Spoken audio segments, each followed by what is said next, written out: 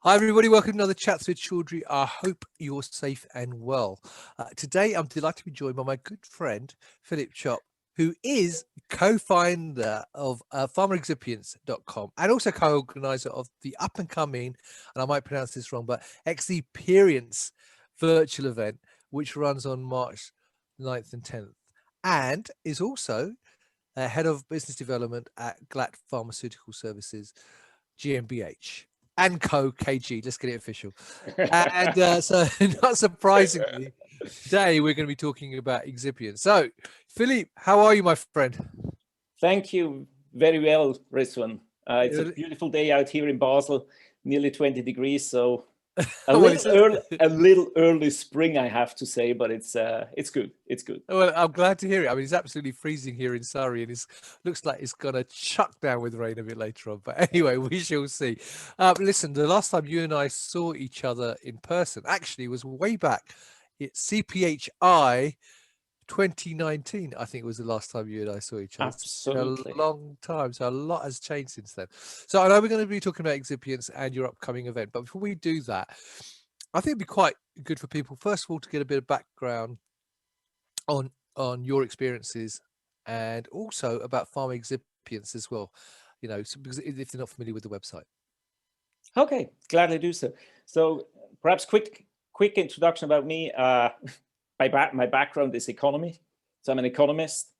In the year 2000, I joined into the pharmaceutical industry and the excipients. Before that, I would not know how to make a tablet, and got more and more involved in this, and found my way a little bit. And then I started in 2010 to have my first activity on LinkedIn. Created a group called Pharma Excipients, and that's how all started, in fact. So after a while, some good friends, as we all need to have, told me, why do you do this only on LinkedIn? It's going to disappear after a while. Why don't you make a blog on a website? And I said, what is a blog? I started to run a small website and gather more and more information. And nowadays, pharmaexcipients.com is here as quite a unique platform, as I would say. And yeah, let's see where we go in the near future. Okay. How many subscribers or unique users do you have to the website? I think last year it was about 200,000. We came well over 400,000 on page views. And the LinkedIn group, we just achieved 14,000 this weekend. So congratulations. It's a growing interest, which is making me very happy, I have to say. I'm sure it is. Well, we'll talk a bit more about excipients shortly. But before we do that, obviously, as I said, last time I saw you was in Munich in 2019 for CPHI. And obviously that was in November, if I remember correctly. Exactly. And so a whole year and a bit has passed. And during that, obviously, we've had the pandemic. So how has the pandemic impacted you, both from a business point of view and also from a pharmaexcipients.com point of view as well? I would say it has turned the world upside down, as for everybody. So instead of being at congresses and trade shows meeting you and chit-chatting and having a good time and having nice discussions face-to-face with the people, I have not conducted any face-to-face meetings since I just went through it Friday, since March 2020. Yep. And for me, being out and discussing with people, meeting people, this is kind of a change. My big luck was that I just mentioned. I started the digital journey back in August 2010. In the meantime, I built up quite a network. So I was able to perform all my business development work for Glatt online. We had significant project discussions. And of course, Pharma Excipients as a platform profited out of it. But said that, I'm looking forward to come back to kind of a normal or whatever will be the new normal. So I'm really missing the personal exchange, which can be done a little bit over Zoom, but not as the real personal. But other than that, it didn't impacted me too much on the business side, if more positive than negative. And on the private side, I mean, it's like for everybody, it goes from lockdown to lockdown, and then hopefully getting vaccines soon and some easier life again, let's say like this. Yeah, sure. Well, actually, I think you've actually got quite a unique perspective because, as I said, you are obviously looking at BD as well, Yeah. and that's obviously your main job. So what advice would you give to people out there, so other business development managers and so on, who've been in lockdown for the last 12 months, have not used LinkedIn to the extent that you have in the past and developed that network? What advice would you give to them in terms of, at least until we get back to some form of normalcy and going out and seeing people face to face? What would your sort of advice be to those people who are now working from home and having to work digitally? I think it's general thing. Work the network, but not only when you need it, like now, because now it's nearly too late to make big movements. What I learned over time is the baby steps that you do day by day, they will help you later on. So it's much more than you think that you do on a daily basis. And really use it, because we will, with or without COVID, some of the business shift will go in this direction. And it's better to get ready. And everybody that says, yeah, but now it's too late, I don't have to even try. I can tell you, 10 years ago, I said to myself, oh, what network will I reach? And on a daily basis, I continued to do it, and it grew. And now it's there where we are. You see it on your network. I think you have about 9,000 followers by now, Ritzwan. 2 years ago, you were not there, right? And I simply believe it's going to be one part of our business, and we better get used to it.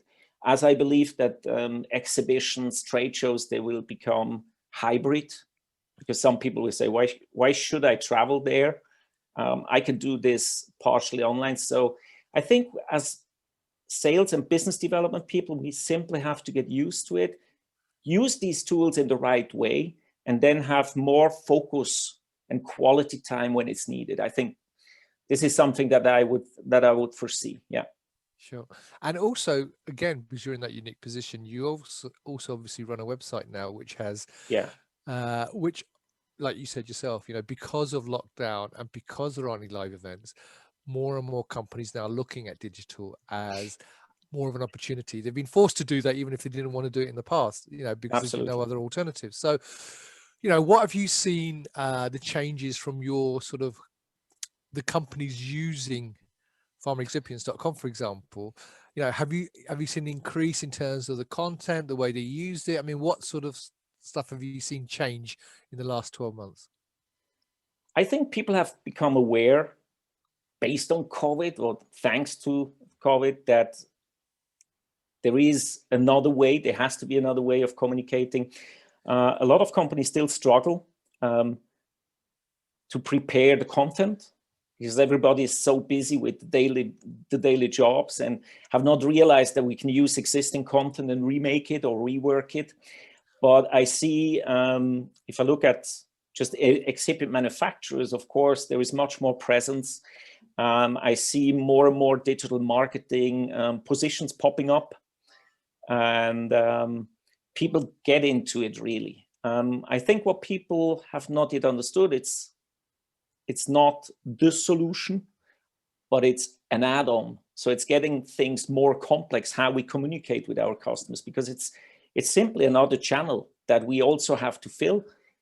At the very moment, it's the channel to fill, but it will remain. So I think the industry has many companies have done a fast changeover. Some struggled a little bit more or a little bit longer, and some really do it in a great way. So they start to talk also. 1 year ago, it would be only to talk about what is the click-through rate and how many impressions and stuff like this. And today it's like, it really goes into the sales funnel. Content is king. That's my old word. And we do a lot of content, of course. And I think people start to understand it more and more. Brilliant. Okay, so I mean, thank you for that, because as I said, you have got unique perspective, but you obviously do the BD side, and you've also got a website. So that's thank you for that information. So let's talk about excipients. So from a very basic point of view, if people are watching this, and I'm sure most people do know because they won't be watching this if they didn't. But why are excipients so important within the pharma process? Quick counter question. Do you know any formulation without excipients? I rarely do. So excipients by nature are very important, because without the excipients, you would not get a formulation to the human body. So that's number one. Second of all, I personally believe they are very important because they're underestimated. And now, you quick outlook to the future. The demand on excipients and on the excipient quality and functionality with the new and novel APIs that are coming up is getting more and more. And therefore, I also believe that the excipient, and you can see it in the activities with IPEC, with new technologies popping up like continuous manufacturing. So the importance of excipients is now more in the heads of people, and will continue, because we start to realize, or the industry starts to realize, how important they really are. Because, as I said, for me, nearly no formulation without excipients. Right. So let's talk about some of the challenges then, because obviously having the website, you'll have a lot of people sort of sending information in, both from a user's point of view and also manufacturers. So what are sort of the common challenges that users to your website come to you with to say, these are problems we've got with excipients? So I think one general one is the sourcing of the right excipients, to get the information that you need to decide if this excipient fits your formulation. So we still have quite of a, I don't think it changed a lot, this Chinese wall between excipient manufacturer and the pharmaceutical industry. I think for me, the biggest challenge in a general overview would be to get information flow in both ways. So to really get the right decision for the right excipients, or for the right application, I mean. And then, of course, the new challenges that are coming up: higher functionality, then availability, especially for universities to get material to work on is difficult. And new processing. So continuous manufacturing has a great impact on how people start to look at excipients. So flow properties and stuff like this. So yeah, that's all of it comes to our demands or our questions that we receive, and they're quite various, I have to say. So it's not one specific topic that we receive, but many different ones. Right. And a very broad question then, and I don't think we'll be able to answer in one go, but so how do people overcome those challenges, apart from obviously coming to your website and looking at all the information you've got for people to look at that? But what are the ways that people can overcome those particular challenges? So I see two ways. The one is what is done by the excipient manufacturers themselves. So we have much better information available. We have digital tools like ZoomLab from BASF, or from Rocket, or from Glatt. So the data available that users can get is getting much better. We have associations like IPEC that help a lot, especially on the regulatory part. And then, of course, the understanding of the pharmaceutical industry is shifting with continuous manufacturer, PAT control. I think there is the aim to understand much more. We now have more and more QBD by design on excipients. So really to get the challenges captured in a very early stage, where you still can change process and formulation. Right. Fine. Yeah. Okay. So you've got an event coming up now, or you're helping to organize the event, Exci-Perience. It's perfect. Yeah, but I say it right. It's a clever way of doing it, actually. Experience, but Exci-Perience, right? Which is very good. So that obviously is happening March 9th to 10th. Yeah. So really simple question. There are so many events out there. Why are you doing another one? Because it was my dream? No, part of it, of course. And I have to go back some years to this. I have this idea in my head since I started Pharma Excipients. I always said there is a specific excipient application event missing. There is a hell of a lot of events out there, but none for the excipient and excipient user community. And the aim here is really to bring them together, network, exchange, and not having other topics around. So there are many out. I think it's worthwhile doing it. And what makes yours unique then, or what are you doing which is going to make this exciting and people want to come to it and visit it over those 2 days? I think it's a combination of the whole package. So we have quite a bunch of extraordinary speakers. I think we touch some hot topics that are topics in the industry, in the excipient industry. We have the old gurus. We have new startup companies. We have quite a significant amount of female speakers and a female expert panel on pediatrics and neglected diseases. And then what makes it really unique, what we try to do is getting the networking. Because what we saw over the last year nearly is that people trying to transform a physical event to a digital event, and you cannot just transform it one-to-one. So there are new ways and means to do.